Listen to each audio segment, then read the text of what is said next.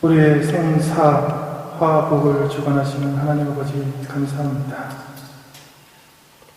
우리가 복에 처해 있지 않을 때에도, 우리가 비록 고난당하고 힘들 때에도 당신의 말씀을 돌아보게 하소서.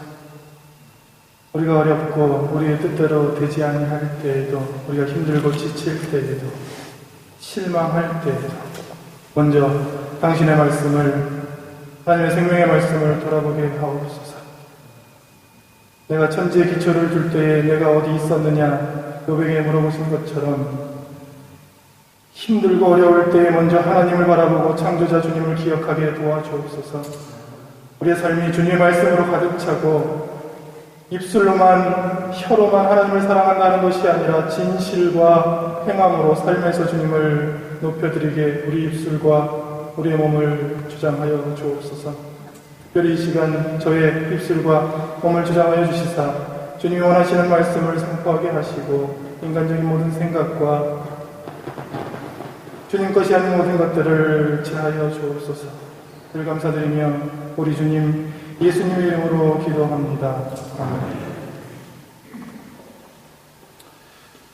오늘 말씀의 제목은 우리를 부르시는 예수 그리스도입니다. 우리가 가끔씩 내 생각에, 전적으로 개인적인 생각입니다. 내 생각에 못마땅한 사람들이 있습니다. 그리고 내 생각에 좀 나랑 맞지 아니하는 사람도 있습니다. 그런 사람들을 보면 기쁘기보다는 좀 짜증이 난다거나 기분이 나쁠 때도 있을 수 있습니다. 그리고 나는 좀 저런 사람들과는 좀 상종을 하지 않았으면 좋겠다 라고 생각할 때도 있습니다. 바로 오늘 성경에 나오는 세리가 유대인들에게 이런 사람이었습니다. 유대인들에게 세리란 자신의 백성은 배신하고 로마 제국에 붙어서 공포의 돈을 착취하는 그런 종류의 인간이었습니다. 이 세리 같은 사람과 자칭 경건하다, 일주일에 2번씩 금식하고 하나님의 700가지 넘는 계명을 지키는 바리새인들이 함께 하는 모습을 상상이나 할 수 있겠습니까? 바로 그 유명한 세리에게 오늘 예수님이 보란듯이 찾아갑니다. 그리고 이렇게 말씀하셨습니다. 오늘 본문 9절입니다. 마태복음 9장 9절에 예수께서 그곳을 떠나 지나가시다가 마테라 하는 사람이 세관에 앉은 것을 보시고 이르시되 나를 따르라 하시니 일어나 따르니라. 오늘 이 사건의 장소는 마태복음 8장 5절에 보니 가버나움입니다. 가버나움은 갈릴리 호수 북쪽에 있는 도시로 상당히 큰 대도시였습니다. 이 가버나움은 위로는 시리아의 다메섹, 지금은 시리아의 수도 다마스커스입니다. 다메섹과 이집트, 애국을 연결하는 요충지였습니다. 그 당시에도 잘 닦여진 돌로 된 고속도로가 있을 정도로 큰 상업의 요충지였습니다. 당연히 그 한가운데에 세관이 있었습니다. 독일로 말하면 촐람트겠죠. 그 세관에 세리로 오늘 주인공인 마태가 앉아 있습니다. 세리, 성경에서 말하는 세리란 세금 징수관, 즉 세금을 매기고 세금을 걷는 사람들입니다. 이런 사람들을 좋아하는 사람들은 아마도 별로 없을 것입니다. 예수님 시대에 특별히 유대인들이 쓴 문서들을 보니까 아주 흥미로운 점이 있습니다.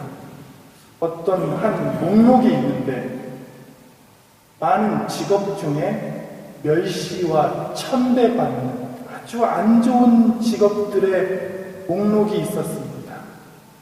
근데 그 직업 중에 하나들이 개똥수거자, 이런 직업도 있었습니다.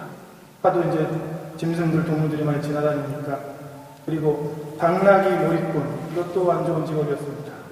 이발사, 목욕탕 관리인, 오리 대금업자, 이런 직업들이 그 목록에 있습니다.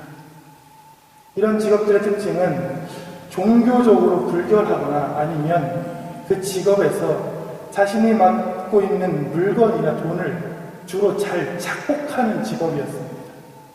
근데 그 목록에 의사도 있습니다.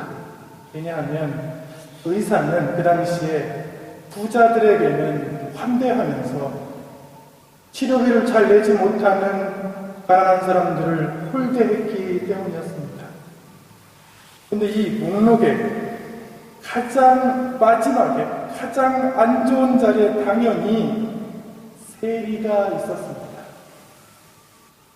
유대교 문서 미시나라는 문서에는 이렇게 적혀 있습니다. 세리들이 회개하는 것은 불가능하다. 왜냐하면 회개하려면 자신들에게 피해를 입거나 사기를 당했던 사람에게 회개하고 손해배상을 해줘야 되는데 이 모든 사람들을 기억해내는 것이 불가능하기 때문이다 라고 적혀 있습니다. 유대인들은 세리는 하나님 앞에서 회개가 불가능한 인간으로 보았습니다. 그들은 구제불능의 사람들이었습니다. 그리고 거의 동의어로 이렇게 썼습니다. 세리와 강도, 성경에도 많이 나와 있지요. 세리와 죄인, 세리와 이방인, 세리와 창녀, 세리와 살인범, 이렇게 병렬구처럼 세리, 그 말 자체가 죄인인 것처럼 문서에 적었습니다. 만약에 세리가 우리 같은 이런 유대인의 공동체 회당에 있었다면 그는 즉시 제명당했고 출교당했습니다.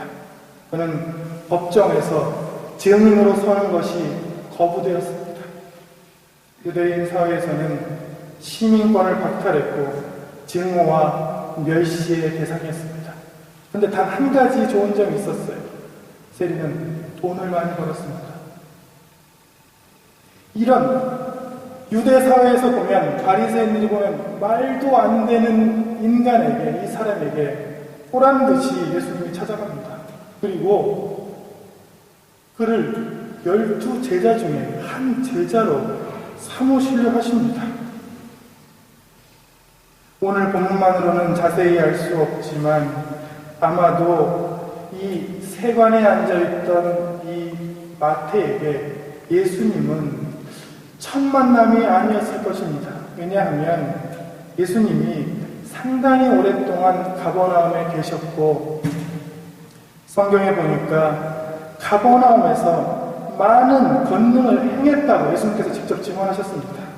마태복음 11장에 보면 가버나움아 내가 하늘까지 높아지겠느냐, 내가 내게 행한 모든 권능을 소돔에서 행하였다면 그 도시가 지금까지 있었을 것이다. 이 말씀으로 미뤄보면 예수님이 마태가 있던 가버나움에서 큰 일들을, 권능을, 말씀을 많이 선포한 것을 미루어 알 수 있습니다. 세간에 앉아있던 마태는 예수님의 소문을 들었을 것이고 그 권능과 하나님의 역사를 들었을 것입니다. 비록 유대 사회에서는 멸시와 천대를 받았지만 그 마음속에 진리를 향한 마음도 아마도 있었을 것입니다. 그러던 어느 날 예수님께서 기적처럼 자신에게 찾아옵니다. 그리고 일어나 나를 따르라 말씀하십니다. 누가복음 5장 28절에 보면 이런 말씀이 나옵니다. 저가 모든 것을 버려두고, 저가 모든 것을 버리고 일어나 쫓습니다. 비록 천대받는 직업이지만 상당한 수입이 보장되는 직업을 버리고 머리 둘 곳도 없는 예수님을 따르는 것은 쉽지 않은 결단입니다. 그러나 그는 결단을 했고 예수님의 12 제자가 되었으며 세관에 앉아서 돈만 세던 더러운 손이었는데 그 손이 거룩한 신약성서의 첫 페이지 마태복음을 저술하는 손으로 바뀌었습니다. 가장 멸시 천대받던 한 사내가 가장 영광스러운 자리를 차지하게 됩니다. 이것이 예수 그리스도의 부르심 그리고 그 앞에 순종함으로 따르는 삶이 주는 교훈입니다. 주님께 간절히 바라옵기는 이 시간 우리의 손도 우리의 입술도 우리의 몸도 우리가 예배를 드림으로 하나님 말씀을 들음으로 또 주님 말씀 앞에 결단함으로 영광스러운 주님의 사역에 쓰여지는 도구가 되기를 축원합니다. 예수님이 이 세리 마태를 부르시는 모습에서 우리는 죄인, 즉 나를 우리를 부르시는 주님을 보게 됩니다. 사람들은 그 사람들의 외모나 그 능력을 주로 보지만 주님은 그 중심을 보십니다. 우리들은 다른 사람들의 혹은 나의 과거의 모습이나 지금의 모습을 보고 때론 실망하지만 주님은 그가 장차 행할 큰 일을 미리 보십니다. 그리고 그를 제자로 부르시고 영광스럽게 사용하십니다. 다시 본문으로 돌아가 보면 마태는 그날 큰 감격과 기쁨으로 잔치를 열었습니다. 근데 그 자리에 당연히 주님, 제자들, 그리고 세리와 죄인들이 같이 했습니다. 이 장면들을 본 바리새인들, 그들은 분개합니다.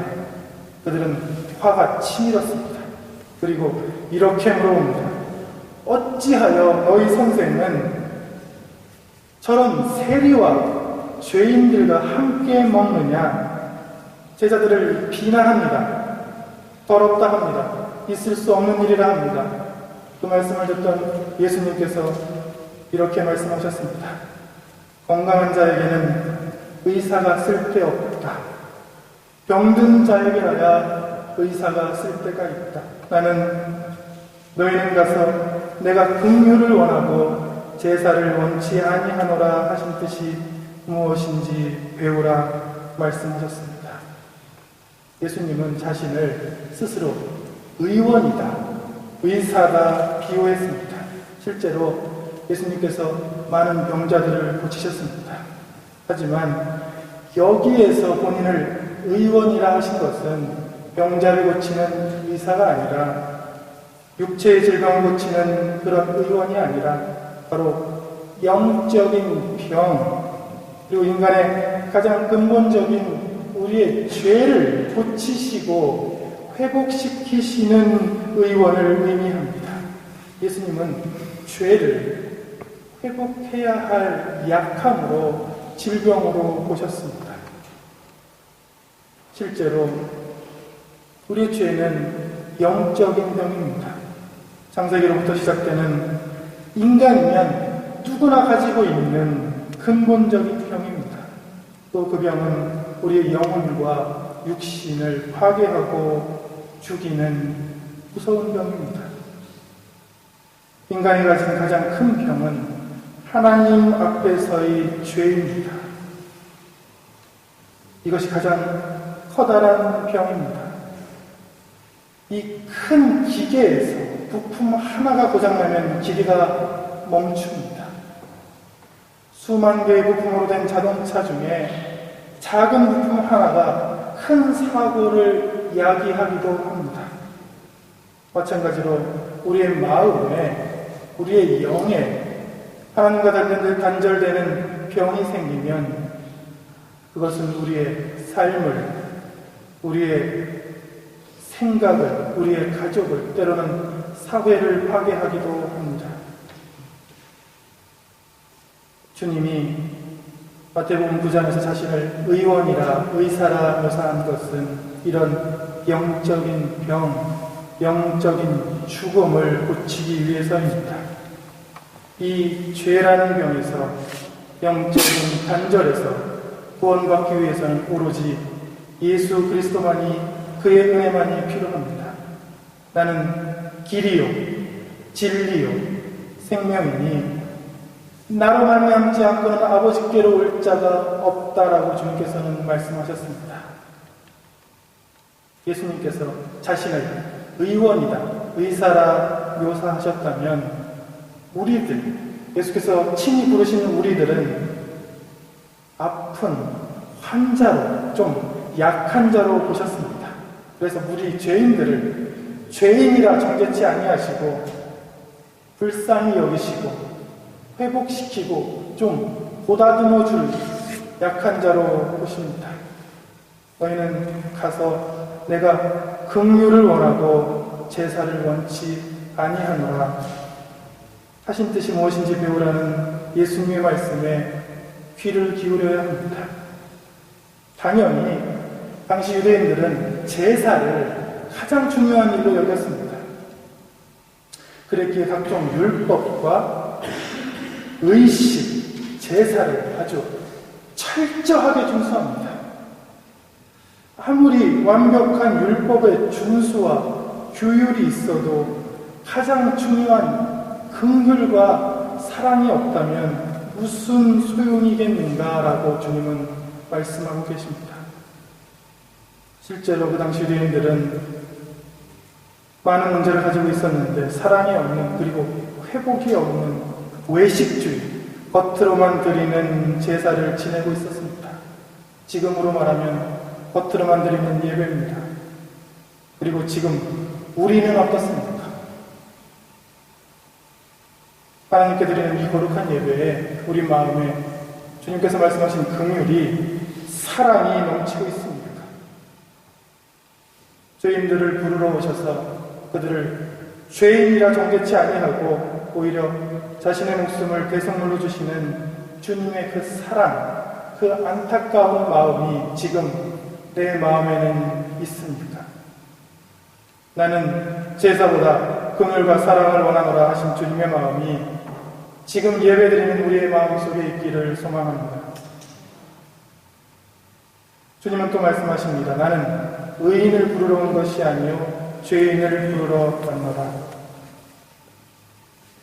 영적으로 완벽한 의인에게 주님은 사실 필요가 없습니다. 그런데 중요한 것은 이 세상에 하나님이 인정하시는 의인이 있는가 하는 문제입니다. 성경은 말합니다. 의인은 없나니 하나도 없도다. 깨닫는 자도 없고 하나님을 찾는 자도 없고 선을 행하는 자는 없나니 하나도 없도다. 성경은 하나님 앞에서 의인은 없다고 말합니다. 스스로 깨닫는 자도 없다고 말합니다. 스스로 득도하는 것을 원천적으로 성경은 거부합니다. 실제로 예수님을 만난 사람들이 했던 행동들은 단 한 가지였습니다. 사람들이 예수님을 만나면 주님, 저는 죄인으로소이다. 저를 떠나소서. 이렇게 주님 앞에 엎드렸습니다. 주님은 바로 죄인을 부르러 오셨습니다. 바로 우리를 부르러 오셨습니다. 우리는 누구나 주님 앞에서, 하나님 앞에서 영적으로 죄인입니다. 그리고 당연히 고침받고 회복받아야 할 존재입니다. 만일 우리가 스스로를 옳다, 스스로를 의롭다 여긴다면 그것은 하나님을 거짓말하는 자라고 만든 것이라고 요한일서는 말했습니다. 그런데 성경에서 보는 바와 같이 바리새인들은 스스로를 의인이라고 생각합니다. 속은 열린 무덤같이 부패했지만 겉모습은 완벽한 것처럼 행동했습니다. 지금도 마찬가지입니다. 그리스도의 십자가 앞에 스스로를 죄인이라 여기지 아니하고 스스로를 옳다, 의롭다 여기는 많은 불쌍한 사람들이 있습니다. 진정으로 하나님의 은혜를, 그리고 복을 받기를 원하십니까? 우리의 근본적인 죄의 병이 회복되기를 원하십니까? 성경이 말하는 참으로 건강한 자, 창성한 자가 되기를 바라십니까? 그렇다면 가장 먼저 내가 죄인임을 이 사순절 기간에 십자가 앞에 고백해야 합니다. 예수 그리스도는 바로 죄인을 불러 구원해 주시는 분이십니다. 이런 죄인들을 회복시키기 위해서 우리에게 늘 오십니다. 우리의 죄를 속량하기 위해 십자가에 죽기까지 복종하십니다. 그리고 오늘 이 예배의 자리에서 본인은 손이 못자국 나서 고통스러운 손이지만 그 손으로 우리를 부르시고 계십니다. 일부러 그러시는 것인지는 모르겠지만 예수님은 특별히 유대 사회에서 소외되고 좀 멸시받고 만나기를 꺼려하는 사람들을 찾아가서 복음을 전하셨습니다. 그리고 우리를 부르시고 제자 삼으시고 또 직분을 주신 이유도 좀 소외되고 인정받지 못하고 좀 약한 사람들을 위해 찾아가서 긍휼과 사랑과 복음을 전파하라는 메시지입니다. 주님이 품으셨던 영혼을 불쌍히 여기는 마음, 안타까워하는 마음, 사랑의 마음이 우리 마음속에 있기를 소망합니다. 제가 금요일에도 간증을 했지만 저에 대한 부끄러운 간증이 하나 있습니다. 제가 설교를 쓰려면 컴퓨터 앞에서 몇 시간을 이제 타자를 쳐야 되는데 이 손이 조금 문제가 있습니다. 손이. 오랫동안 타자를 치기에 불편합니다. 왜냐하면 이 손을 여러 번 다쳤습니다. 손가락과 이 손 부분을 한 6번 정도 골절을 당했습니다. 근데 왜 부끄럽냐 하면 예수 믿기 전에 싸움질을 하다가 다쳤습니다. 주로 사람을 때리다가. 부끄럽습니다. 그 당시에 왜 그런지 모르겠지만 지기도 싫어하고 참 싸움질도 많이 하고 때리기도 많이 때렸습니다. 그래서 요즘 TV에서 학교에서 뭐 일진이다, 왕따다, 사람을 괴롭힌다 하면 그게 남의 이야기가 아닙니다. 그게 저의 이야기. 지금도 고향에 내려가면 이 시내를 못 나갑니다. 하도 때린 사람이 많아서 20년이 지났는데도 그렇게 지금도 맞았다고 하는 친구들이 많아서 거기 나가기가 좀 꺼려질 정도예요. 근데 그 손으로, 참 신기하죠. 그 손으로 지금은 하나님의 말씀을 쓰고 있습니다. 마태가 그 손으로 돈을 셌었는데 하나님 말씀을 쓰듯이 하나님은 참으로 신묘막측한 분이십니다. 그런 손, 그런 입, 그런 몸, 그런 사람들을 불러 모아서 제자를 삼으시고 굳이 훈련시키시고 사람을 변화시키고 끝까지 기다려주시고 마침내는 그 모든 것으로 찬양을 받으십니다. 주님은 오늘도 죄인을 부르러 오십니다. 바로 우리를 부르러 오십니다. 우리를 위해 이 세상에 오시고 철저히 우리 죄와 허물을 위해 십자가를 지셨으며 우리의 부활의 첫 열매가 되셨습니다. 우리를 그냥 죄인으로만 보지 않으시고 우리가 아직 원수되었을 때에, 약할 때에 우리를 사랑하시사 자신의 사랑을 확증하셨습니다. 불쌍하고 안타까운 눈으로 우리를 바라보시고 우리가 바뀔 때까지 기다리셨습니다. 그리고 굳이 우리의 부족한 입술로, 우리의 손으로, 우리의 몸으로 이 시간 찬양이 울려 퍼지게 하고 예배가 드려지게 하셨습니다. 우리에게 성도라는 새로운 이름을 주시고 직분을 주시고 그 직분으로 그리고 우리의 봉사의 삶으로 당신을 찬양케 하고 예배하게 하십니다. 가장 멸시받던 한 세금 징수관의 돈만 알던 손을 붙잡으시사 가장 위대한 신약 성서의 첫 페이지를 기록하게 하신 것처럼 말입니다. 그리고 주님은 우리를 부르시고 마침내 마지막 부탁을 한 가지 하셨습니다. 마태복음 28장 20절 마지막 절에 보면 주님은 승천하시기 전에 이렇게 부탁 혹은 지상 명령을 내리십니다. 너희는 가서 모든 족속으로 제자를 삼아 아버지와 아들과 성령의 이름으로 세례를 주고 내가 너희에게 분부한 모든 것을 가르쳐 지키게 하라. 내가 세상 끝날까지 너희와 항상 함께 있으리라 하십니다.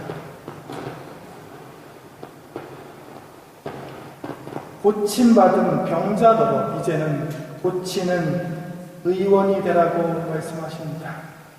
주님께 위로를 받는 우리가 오히려 위로를 해주는 사람이 되라 말씀하십니다. 하나님의 말씀을 듣는 자가 하나님의 말씀을 세상에 나가 선포하는 자가 되라 말씀하십니다. 그리고 지금 앉아있는 내 모습, 우리의 현재 모습을 보고 실망하지 말고 늘 말씀 안에서 우리를 부르시는 주님의 음성만을 귀 기울이라 말씀하십니다. 우리의 지금 모습을 변화시켜서 우리의 손으로, 우리의 입술로, 우리의 몸으로 당신의 놀라운 사역을 이제부터 준비하시겠다 하십니다. 그리고 마지막으로 우리와 세상 끝날까지 함께 하겠다 약속하셨습니다. 간절히 바라기는 우리를 끊임없이 부르시는 주님의 부름에 기도와 찬양과 예배로 늘 응답하시는 성도님들 되시기를 축원합니다. 우리를 있는 모습 그대로 받아주시고 훈련시켜주시고 영적으로 회복시키시는 주님의 초청에 날마다 기쁨으로 응답하시는 우리 중앙교회 성도가 공동체가 되기를 축원합니다. 기도하겠습니다. 하나님 감사합니다. 우리는 우리의 죄로 인해 죽을 수밖에 없는 죄인이었습니다. 우리는 우리의 죄로 하나님과 영적으로 단절되어 하나님과 이야기할 수 없는 존재였습니다. 주님께서 우리가 아직 죄인 되었을 때에, 원수 되었을 때에 십자가를 지심으로 우리의 사랑을 확증하시고 주님과 우리의 화해의 제사를 드리시고 우리의 죄를 속량하셨습니다.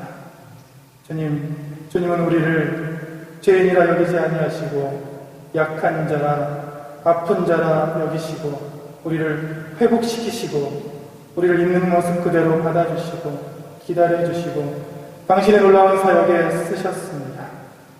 부족한 자들이 할 말은 주님께 찬양을 드리는 것과 주님께 감사와 영광을 돌리는 것 뿐입니다. 우리가 입술로만 혀로만 하나님을 찬양하는 것이 아니라 삶의